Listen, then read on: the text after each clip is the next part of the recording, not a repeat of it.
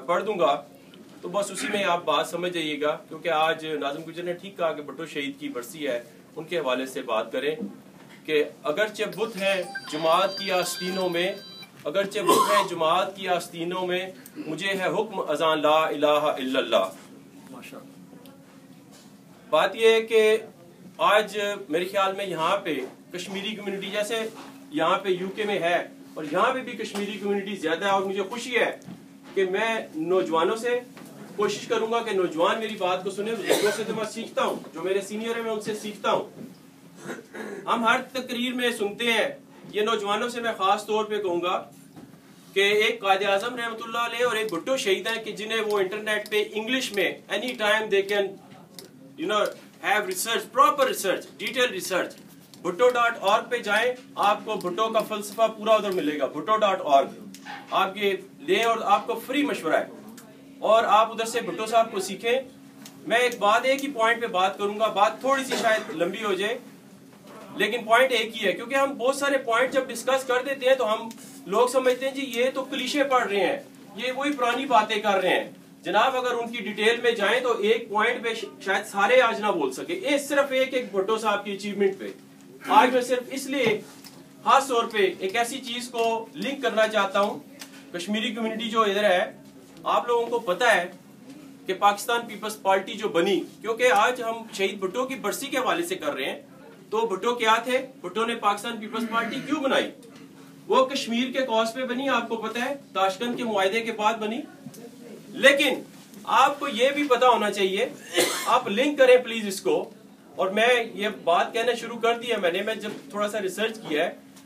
Atom bomb हम कहते हैं जी भुट्टो साहब ने एटम बम बनाया, भुट्टो शहीद ने, लेकिन आपको ये पता है कि एटम बम भी कश्मीर कॉज के लिए ही बना है, क्योंकि एटम बम का जो वजूद है वो इसलिए है कि इंडिया के साथ आपके जो ताल्लुकात थे, आपको अपने डिफेंस में कुछ ऐसी चीज लानी थी, और इंडिया के साथ हमारा क्या तनाजा है, कश्मीर का एक ही तनाजा है, और उसके लिए आपको एटम बम बनाना पड़ा, और यही कश्मीर के लिए एटम बम बना है। मैं कहता हूं पाकिस्तान के लिए नहीं बना, ये कश्मीर के लिए बना है।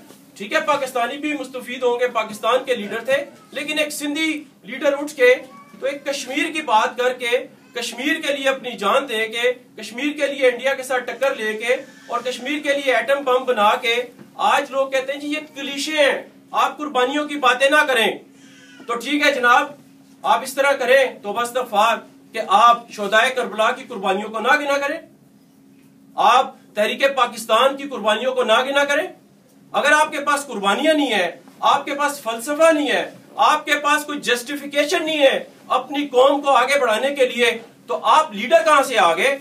आज कुछ लीडर आते हैं, वो कहते हैं, करण थापड़ को इंटरव्यू देते हैं 31 अक्टूबर 2011 को, वो कहते हैं जनाब कि मैं कश्मीर को मकबूजा कश्मीर समझता ही नहीं।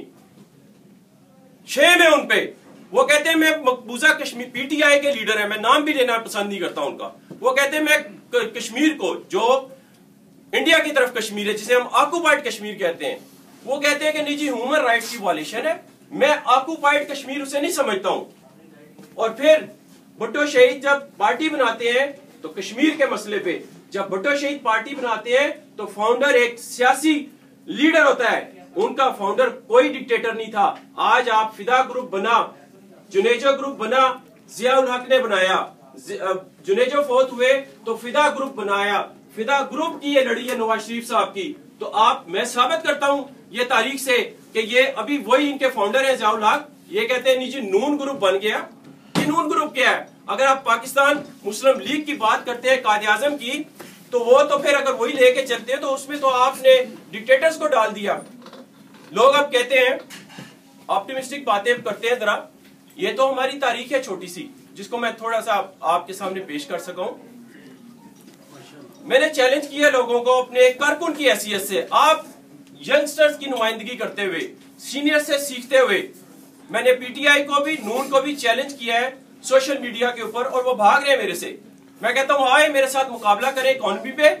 1.7 था आपका जीडीपी जब 2008 में पाकिस्तान पीपल्स पार्टी की हुकूमत आई, आज 4 पॉइंट पे हम छोड़ के जा रहे हैं। आपका जीडीपी डेफिसिट 25% था, आज हम सिंगल डिजिट 8 पे छोड़ के जा रहे हैं। आपका जो करंट अकाउंट जो डिफरेंस था, वो जो डेफिसिट में था 4 ट्रिलियन, आज हम 65 मिलियन में प्लस पे छोड़ के जा रहे हैं। आप इकोनॉमी की बात करते हैं, आप लफाजी करते हैं लोगों से। हमारी एग्रीकल्चर एक्सपोर्ट देखें, आपने अर्थक्वेक भी संभाले इस मुल्क में, आपने जलजले देखे, आपने सैलाब देखे, क्या कुछ नहीं आपने देखा, फिर भी आपने मुल्क को आगे लेके गए। फिर आप कहते हैं जी करप्शन करप्शन, इतना गंद इतना मीडिया में डाल दें कि लोग समझे हर घर में करप्शन हो रही है। और लेकिन करप्शन में से निकलता क्या है? क्या हमारी 2 गवर्नमेंट्स करप्शन पे नहीं गई? तो क्या निकला? आज किसी शख्स ने कहा कि तारीख में वाकई आसिफ अली जरदारी को यह कौम याद करेगी, उनके उस विजन को। जब हम भुट्टो साहब की बात करते हैं, मोहतरमा शहीद बेनजीर भुट्टो साहब की बात करते हैं, मादरे जमहूरियत नुसरत भुट्टो शहीद की बात करते हैं, तो आपको साफ नजर आता है कि उनका विजन जो है, हम क्यों कहते हैं भुट्टो जिंदा है, कि उनका विजन आज भी जिंदा है। कि हमने फाटा में पॉलिटिकल पार्टीज एक्ट लिए हैं, उनका विजन आज भी जिंदा है। कि हमने रिकंसिलिएशन पॉलिसी पे कोई एक पॉलिटिकल प्रिजनर नहीं रखा, उनका विजन आज भी जिंदा है। कि हमने 19 ईयर्स का जो एनएफसी का प्रॉब्लम है, जो सूबों को पैसा जाता है डेवलपमेंट फंड के लिए, वो हम लेके आए। उनका विजन आज भी जिंदा है कि हमने गिलगित बल्तिस्तान को इस्लामाबाद आने से रोक दिया, जाएं अपने वहां पे मामलात हल करें। 4थे ग्रेड का बेचारा एक छोटा सा एक ओहदेदार, वो आके इस्लामाबाद में अपने धक्के खाता था अपनी किसी ट्रांसफर के लिए या किसी भी मसले के लिए। आज उनकी हुकूमत जो भी है, क्योंकि कश्मीर कॉज मुतासर होता है, हम सूबा नहीं डिक्लेयर कर सकते। तो ये पाकिस्तान के इतने बड़े जो है, लोग कहते हैं कि जी इनकलाब आएगा, इनकलाब तो आ गया भाई। आपको पाकिस्तान पीपल्स पार्टी ने क्या किसी को नुकसान पहुंचाया? आपने सबको साथ लेके चले। मेरे पास बातें तो बहुत हैं, मैं ये नहीं चाहता हूं कि मैं मजीद स्टेज की तरफ जाने से आपको वो डिले करूं, लेकिन मैं एक दफा फिर शुक्रिया अदा करूंगा यूथ का, यूथ के तमाम अहदेदारान का। मैं नाम नहीं ले सकता, लेकिन मैं उन्हें खराज तहसीन पेश करता हूं। लेकिन एक बात इन्होंने की उन दोस्तों के बारे में, मेरे ख्याल में हमें थोड़ा सा एहतियात करनी चाहिए, क्योंकि ये भी उसी ग्रुप में थे। इन्होंने रास्ता देखा, अच्छी बात है, देर आए दुरुस्त आए, हमने किसी को नहीं छेड़ा। हसन बुखारी साहब ने अपने एक वुसअत दिखाई कि ठीक है, टाइम विल टेल। और ये होता है, मामला छोटे मोटे आ जाते हैं पार्टियों में, इंशाल्लाह जैसे हमने मुखालिफिन को साथ लेके चला वो दवाई है, कोई ऐसी बात नहीं है। बाकी रही पाकिस्तान हाई कमीशन की, तो पाकिस्तान हाई कमीशन ने पाकिस्तान पीपल्स पार्टी बरतानिया के साथ बहुत नारवा सलूक रखा, बहुत नारवा सलूक रखा। जितने लेट डाउन पाकिस्तान पीपल्स पार्टी बरतानिया हुई इस दफा, वो कभी भी शायद जिंदगी में नहीं हुई। और इनको चाहिए कि ये शहीद भुट्टो के नाम की वजह से, शहीद बेनजीर भुट्टो साहबा के नाम की वजह से वहां बैठे हुए हैं। और पाकिस्तान पीपल्स पार्टी का पता ही नहीं है जनाब, कभी लिस्टें गुम हो जाती है इनसे, कभी क्या हो जाता है। हम किसी को काम कहने से शर्माते हैं कि काम कहेंगे तो पता नहीं काम होगा कि नहीं।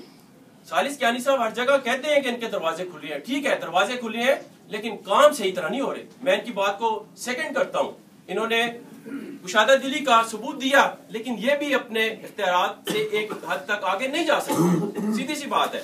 लिहाजा हमें ये चाहिए कि इस मुश्किल वक्त में जो कि पाकिस्तान में आया हुआ है, तीर को आप निशान को याद रखें। और पीपीपी है, 4 पीपीपी है, ये एंटी डेमोक्रेटिक फोर्सेस ने मीडिया पे, सोशल मीडिया पे 3 पीपीपी को जानबूझ के उन्होंने पोस्टर लगा दिए ताकि लोग कंफ्यूज हो जाएं। हमारी 4 पीपीपी इलेक्शन में जा रही है, 3 पीपीपी नहीं जा रही। और 3 पीपीपी का 2 तलवारों वाला निशान इलेक्शन में नहीं जा रहा, वो नाहिद खान साहिबा की वजह से हुआ था। और अभी भी पीपल्स पार्टी बरतानिया के सामने जो मसाइल आ रहे हैं, उसमें भी नाहिद खान साहिबा का मदखल है, मैं यहाँ पे जिक्र नहीं करना चाहता, और उस चीज से आप खबरदार रहें। आखिरी शेर कहूंगा, और ये सबके लिए मैसेज भी है, और खास तौर पे मैं यूथ से ये कहूंगा कि अगर आपने कभी भी मुझे बुलाया, मैं हाजिर होऊंगा। और भुट्टो.org प्लीज देखें।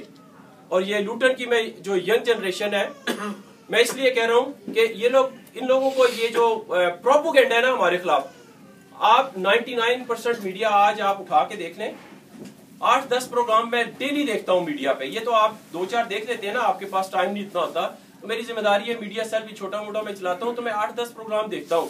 वो लोग एंकर्स अल्फाज डालते हैं लोगों के मुंह में, जी बताएं, करप्शन तो है ना, बताएं। आसिफ अली जरदारी ने की, भाई सदर के पास इख्तियार ही नहीं है, वो कैसे करप्शन कर सकते हैं? वो एंकर जो है मुंह में अल्फाज डाल रहे हैं, जी तब्दीली आ रही है। क्या तब्दीली आ रही है? अभी मैकेनिज्म तो हमने रख दिया, आज इतना मजबूत इदारा हो गया है इलेक्शन कमीशन का, लोग माफिया मांग रहे हैं उससे, लोग जाने छुड़ा रहे हैं। ये कहते थे जी इदारे नहीं मजबूत हुए, और सारे सियासतदान करप्ट निकल रहे हैं। चीफ जस्टिस ऑफ पाकिस्तान 2 दफा पीसीओ पे हल्फ उठा के पवित्र बन के बैठे हुए हैं, बाकी सारे सियासतदान करप्ट हो गए। तो ये हमारा खुला तजाद, जैसे सुहेल बड़ाइच कहते हैं, ये खुला तजाद है। तो मैं बहुत टाइम ले लिया, आखिरी शेर मैं लाजमी कहूंगा, क्योंकि उस शेर का मकसद ही मेरी ये इस जो है हाजिरी और ये तकरीर है। शेर की मैं थोड़ा सा आगे पीछे कर रहा हूँ, माफ कीजिएगा। अल्लामा इकबाल कहते हैं कि फर्द कायम रब्त मिल्लत से है, तन्हा कुछ नहीं, मौज है दरिया में और बहरून दरिया कुछ नहीं। वापस आ जाओ, जड़े भी नसे वापस आ जाओ।